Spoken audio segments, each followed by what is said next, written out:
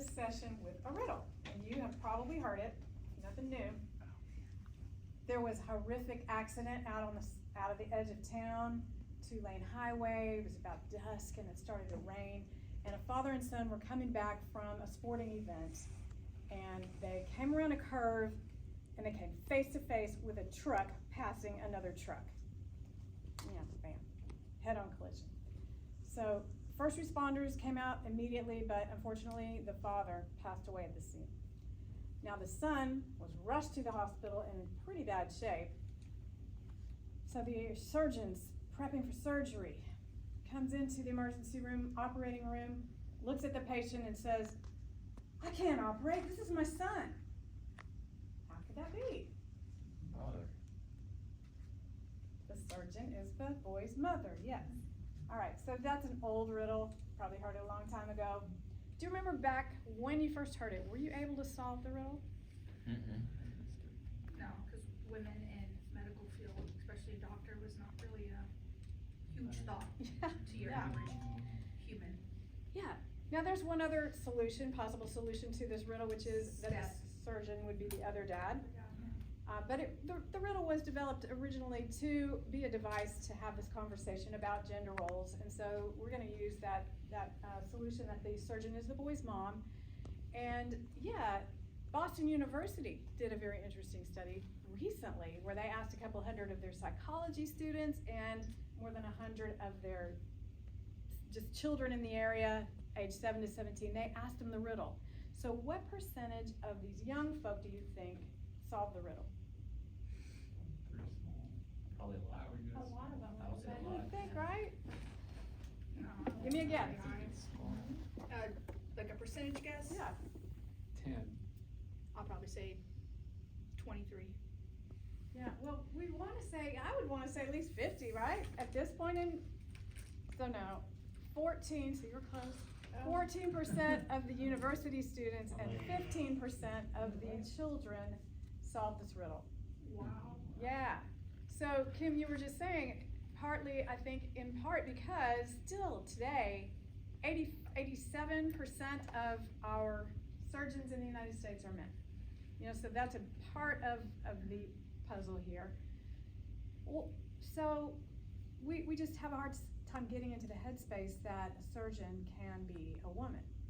That's what we're looking at. So if this many surgeons are men, what's that about? Where are we coming from there? Do men make better surgeons than women? Hard to know, but I think if we go back in history a little bit and look at the story of Mary Edwards Walker, that can be a little instructive for us.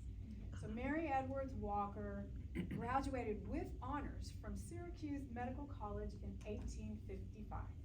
Right, so she graduated, she got married, she set up her medical practice, and then in 1861, Civil War broke out.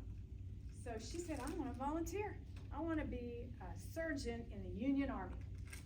And they took one look at her and they said, Dr. Walker, we would be happy to have you join our surgical team. Just kidding, they did not say that. They said, well, you can't be a surgeon, but you can be a nurse. So she said, I'll show you. So that's what she did. She worked in surgery as a nurse. She showed them what she could do. And in 1863, she became the first woman surgeon in the U.S. Army. She was very brave. She went across enemy lines. She treated the wounded repeatedly in sometimes where men surgeons were not willing to do. Then in 1864, she was just completing an amputation. Why do doctors do amputations? Save lives. Can't save the life, not save the So life. she had just helped save someone's life, and she was captured. So she was held as a prisoner of war in the Confederacy for several months until the end of the war.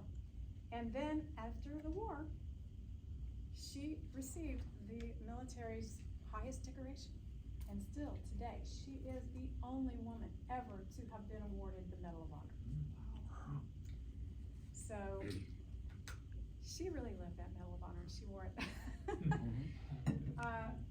In 1870, she was arrested in New Orleans for impersonating a man because she was wearing trousers. Let that blow your mind for a minute? Yeah. Well, she went to court dressed in her long jacket and her trousers and her Medal of Honor, and they recognized her, and they let her go. They dropped the charges. She said, I don't wear men's clothes, I wear my clothes. And, you know, Dr. Walker, she had a lot of issues with 1870s women's fashion, all right? Me too. Can't imagine why. Yeah, I wonder why. Okay, so these corsets and these yards and yards of fabric, she said, I can't move, I can't get around anywhere. So it restricts your movement. It's also unhealthy the way it squeezes your organs and it's dragging mud inside, and not to mention how expensive it is to dress like that. So she never went back to wearing what she considered, you know, just really useless clothing. She was an abolitionist. She was a women's suffragist. She testified to Congress. So clearly, Mary Edwards Walker, she pushed a lot of envelopes, right? And our country benefited because she did. But I just have to wonder, was she really the only woman talented enough to be a surgeon in the Civil War? Let me see your hand if you think there was at least one other woman talented enough to be a surgeon during the Civil War. At least one? How about 10? You think there were at least 10? Talented enough, sure. Yeah. Anyone wanna go 50? I mean, really, how many women were talented enough to be a surgeon or any of the myriad other careers that were restricted to men at that time? They just didn't push the envelope like Dr. Walker did.